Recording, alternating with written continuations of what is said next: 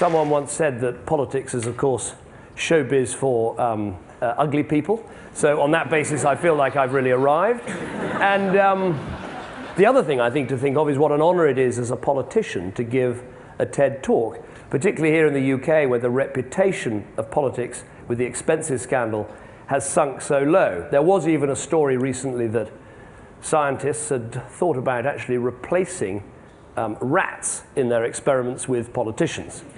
And someone asked why, and they said, well, there's no shortage of politicians. No one really minds what happens to them. And after all, there are some things that rats just won't do.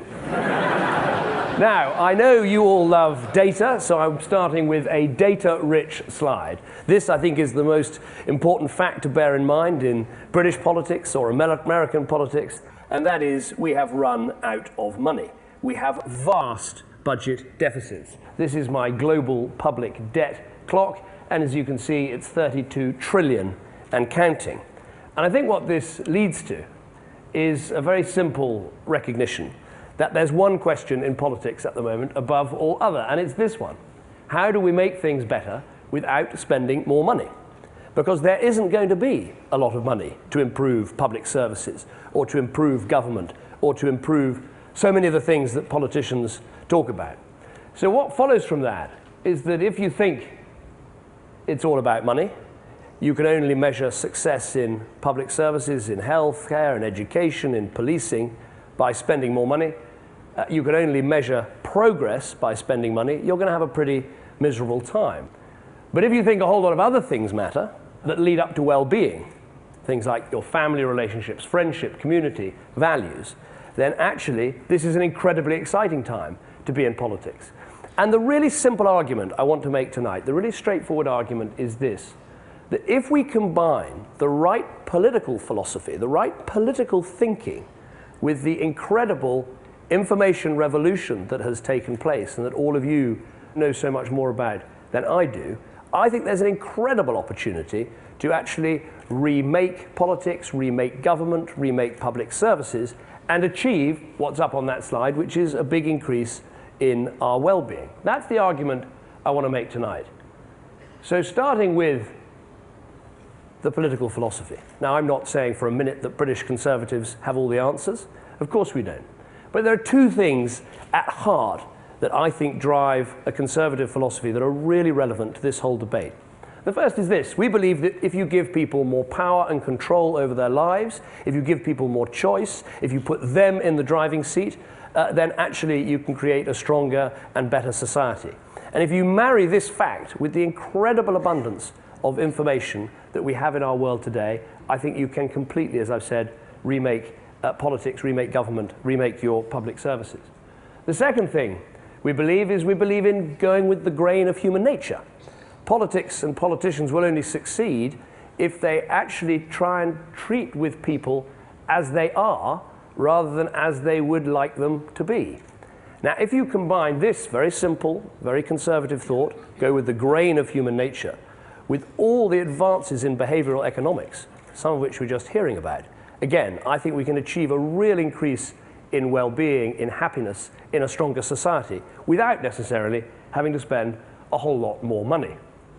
Now, why do I think now is the moment to make this argument? Well, I'm afraid you're going to have to suffer a short, condensed history lesson about what I would say are the three passages of history.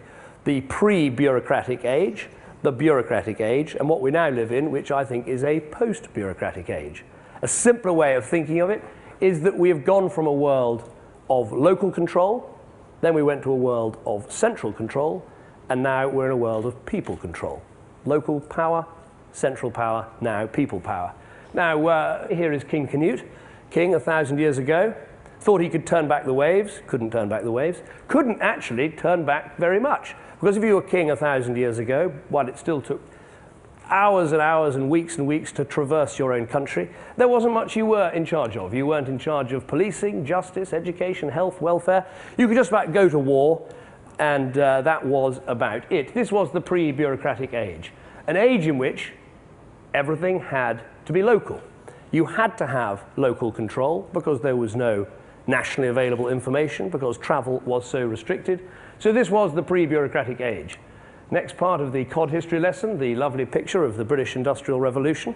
Suddenly all sorts of transport, travel, information were possible, and this gave birth to what I like to call the bureaucratic age, and hopefully this slide is going to morph beautifully. There we are. Suddenly you have the big, strong central state. It was able, but only it was able, to organize healthcare, education, policing, justice, and it was a world of, as I say, not local power, but now central power. It had sucked all that power up from the localities. It was able to do that itself. The next great stage, which all of you are so familiar with, the massive information revolution. Just consider this one fact. 100 years ago, sending these 10 words cost $50. Right now, here we are, linked up to Long Beach and everywhere else and all these secret locations for a fraction of that cost, and we can send and receive huge quantities of information without it costing anything. So we're now living in a post-bureaucratic age where genuine people power is possible. Now, what does this mean for our politics, for our public services, for our government? Well, I can't, in the time I've got, give huge numbers of examples, but let me just give a few of the ways that life can change. And this is so obvious in a way, because you think about how all of you have changed the way we shop, the way we travel, the way that business is done. That has already happened. The information and internet revolution has actually gone all the way through our societies in so many different ways, but it hasn't in every way yet touched our government. So how could this happen? Well, I think there are three chief ways that it should make an enormous difference: in transparency, in greater choice, and in accountability, in giving us that genuine people power. If we take transparency, here is one of my favorite websites, the Missouri Accountability Portal. In the old days, only the government could hold the information, and only a few elected people could try and grab that information and question it and challenge it. Now, here on one website, one state in America, every single dollar spent by that government is searchable, is analyzable, is checkable. Think of the huge change that means. Any business that wants to bid for a government contract can see what currently is being spent. Anyone thinking, I could do that service better, I could deliver it cheaper, it's all available there. We have only, in government and in politics, started to scratch the surface of what people are doing in the commercial world with the information revolution. So complete transparency will make a huge difference. In this country, if we win the election, we are going to make all government spending over £25,000 transparent and available online, searchable for anyone to see. We're going to make every contract, we're announcing this today, available on the internet so anyone can see what the terms are, what the conditions are, driving huge value for money, but also huge increases, I believe, in well-being as well. Choice. Now, you all shop online, compare online, do everything online, and yet this revolution has hardly touched the surface of public services like education or healthcare or policing. And you're going to see this change massively with the information. We should be making this change with the information revolution in our country, with searchable health sites, so you can see what operations work out properly, what records doctors have, the cleanliness of hospitals, who does best at infection control. All of the information that would once be locked in a Department of Health is now available for all of us to see. And the third of these big changes, accountability. This, I think, is a huge change.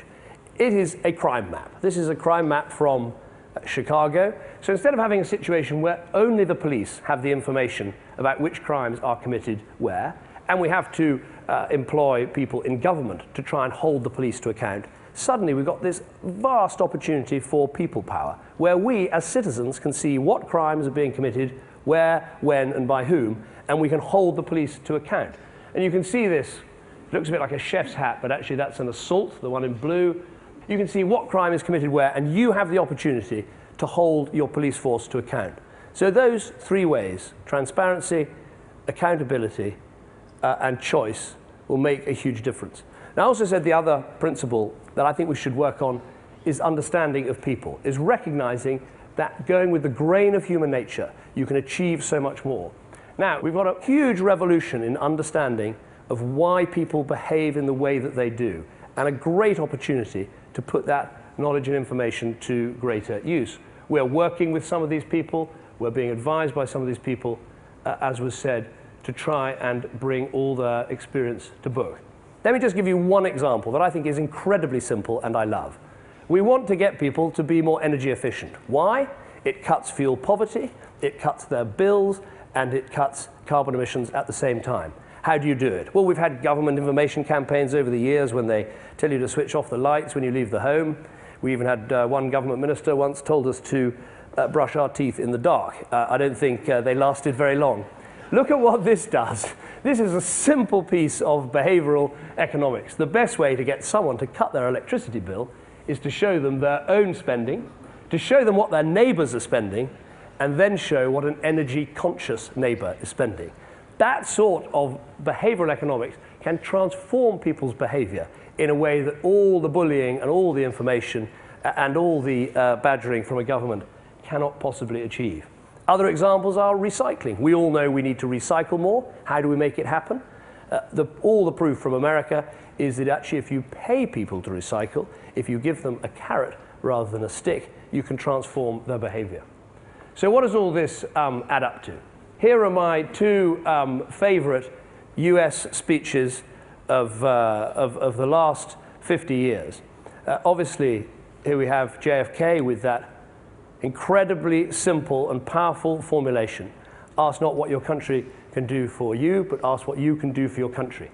An incredibly noble sentiment, but when he made that speech, what could you do to build the stronger, better society? You could fight for your country, you could die for your country, you could serve in your country's civil service, but you didn't really have the information and the knowledge and the ability to help build the stronger society in the way that you do now. And I think an even more wonderful speech, which I'm going to read a big chunk of, which sums up what I said at the beginning about believing there is more to life than money and more that we should try and measure than money. And it is Robert Kennedy's beautiful description of why gross national product captures so little. It does not allow for the health of our children, the quality of their education, or the joy of their play. It does not include the beauty of our poetry or the strength of our marriages, the intelligence of our public debate. It measures neither our wit nor our courage, neither our wisdom nor our learning, neither our compassion nor our devotion to our country. It measures everything, in short, except that which makes life worthwhile. Again, a sentiment that was so noble and beautifully put 40 years ago, and a beautiful dream 40 years ago, but now with the huge advances in information technology, with the massive changes in behavioral economics, with all that we know about how you advance well-being, that if we combine those insights of giving power to people and using information to make that possible, and using the insight of going with the grain of human nature, while at the same time understanding why people behave in the way they do, it is a dream more easy to realize today than it was when it was made in that beautiful speech 40 years ago. Thank you.